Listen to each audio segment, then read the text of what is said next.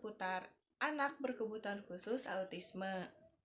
Autisme adalah kondisi perkembangan yang memengaruhi kemampuan komunikasi, interaksi sosial, dan sensorik anak. Anak dengan autisme ini tentu saja memiliki karakteristik yang berbeda-beda, tetapi pada umumnya mereka itu melakukan gerakan yang repetitif atau gerakan secara berulang, contohnya memukul-mukul kepala dan lain sebagainya. Kemudian mereka juga kesulitan untuk memahami emosi orang lain, dan dalam pembelajarannya juga harus terstruktur dan konsisten.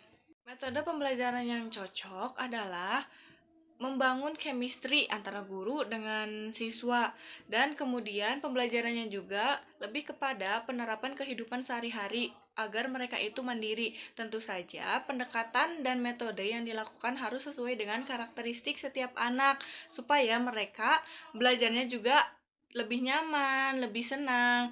Nah, media pembelajaran yang cocok adalah media visual yang konkret, gambar atau alat peraga, balok, supaya mereka itu lebih mengerti.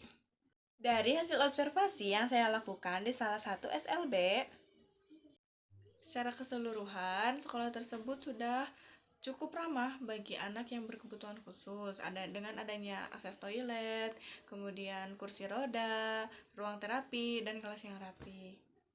Warga di lingkungan sekitarnya juga sangat ramah dan sangat mengayomi siswa-siswa yang ada di sekolah.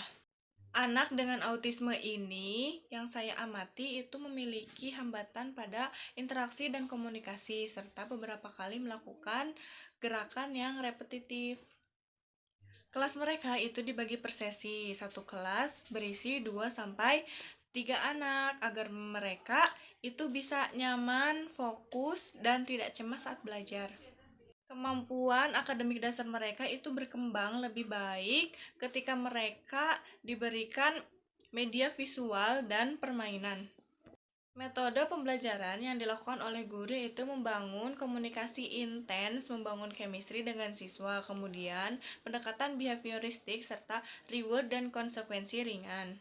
Media pembelajaran yang digunakan itu sangat beragam dan sangat relevan dalam kehidupan sehari-hari. Jadi mereka itu tidak kebingungan dan sering melihatnya di kehidupan sehari-hari.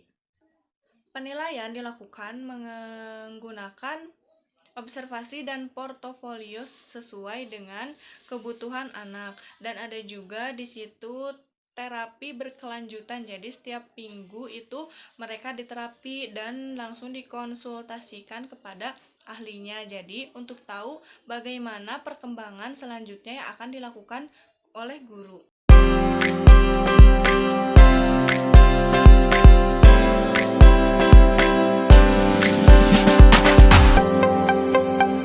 Dari hasil observasi dan materi yang telah saya pelajari mengenai autisme ini, memang benar adanya bahwa kondisi di lapangan langsung dan teori ini saling berkaitan.